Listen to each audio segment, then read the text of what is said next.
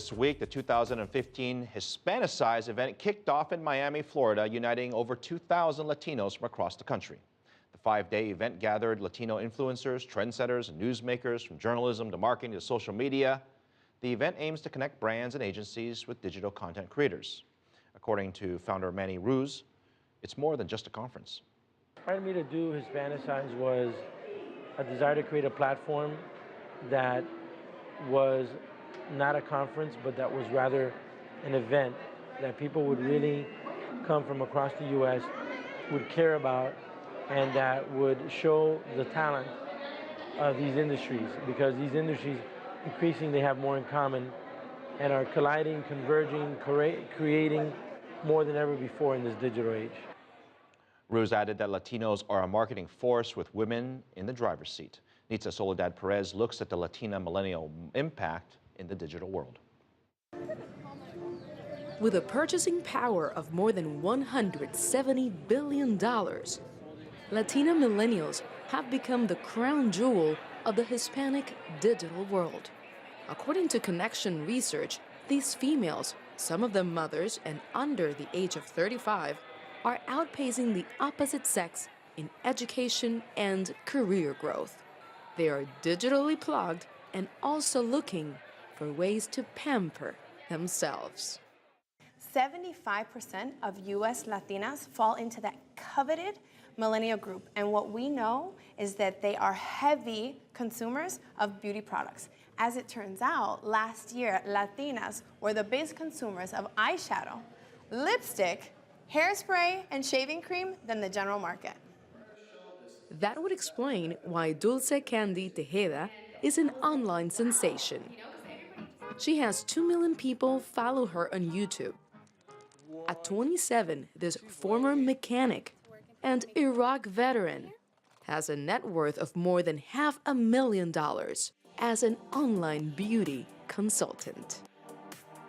It all just boils down to how can you connect with people so they can keep coming back to you, to your channel, and to continue to grow and learn together. Major company brands and corporations monitor these online influencers and use events like Hispanicize to showcase new ideas, products, technology, and marketing campaigns in order to attract this growing Latina market. Mickey Mouse and Minnie Mouse in the house. Latina millennial moms dominate the blogger sphere. They talk about everything children related, from how to raise your kids speaking in both languages, Spanish and English, to how to raise multiples. Well, women are definitely dominant in the social media world of Latinos. I think it's because when Latinas become moms especially, they are more passionate about writing about what they're doing. This group likes to forge its own path, which could be a little challenging for older brands.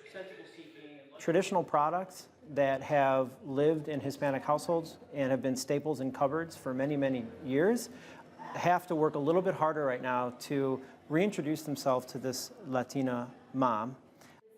As the fastest growing group of new mothers and decision makers, Latina millennials will play a key role in shaping the next generation of Americans and their consuming patterns. While covering the 2015 Hispanicize Week, I had the opportunity to talk to a top Latina digital influencer, Karen Bailey, founder and author of RockingMama.net. She shared her success story with us. Well, I think I started at a really good time. I started more than 7 years ago, and really what I wanted to do online was to create a space for my family to come and see our family grow. The success has come from remaining true to my brand and remaining true and authentic with my readers. And I think that's super important, knowing who you are as a brand and knowing who your audience is and never wavering from that. What do your followers tell you? What are they looking for in your blogs?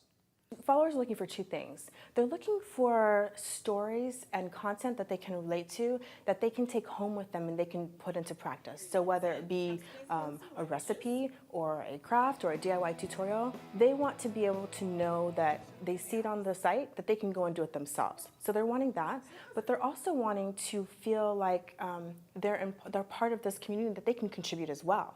Obviously, your main audience is women. Latinos versus Latinas in the digital world. Is there a difference between these two groups?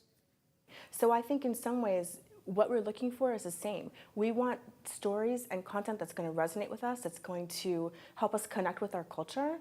And I think we want those messages to be in ways that, to come across in ways that we understand.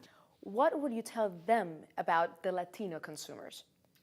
Cultural relevance and cultural sensitivity is really important because, you know, a lot of the ways that we connect with our community is through language and food and traditions, and sometimes those elements are not really understood by the general market. They don't understand those things, so I think it's really important. I think that's what distinguishes us, is that we have our culture, we have our traditions, and we hold on to those. You've been very successful at establishing relationships with brands and big firms. So talk to us a little bit about what are you doing with Walmart? So right now I'm one of their Walmart moms, and I work with them on a variety of different kinds of social media campaigns to communicate their story, creating recipes, so using Walmart products to create recipes that then my readers can go home and make themselves. I like to sometimes incorporate a little bit of a cultural twist, my Puerto Rican background, so I made a non-alcoholic coquito, which is totally like a mixture of two cultures, but it's one of my highest pinned posts right now on the site. This is a segment for women at work. So can you have it all? I think you absolutely can have it all. I have a family, I work from home, I'm still at my kids' soccer games and my daughter's dance classes, and I think that if you are confident in yourself, you can do anything you put your mind to. Some advice there from Karen Bailey of rockandmama.net, speaking to our Nitza Soledad Perez. For more sights, sounds, behind the scenes of the 2015 Hispanicized event, visit us at our website, cctv-america.com.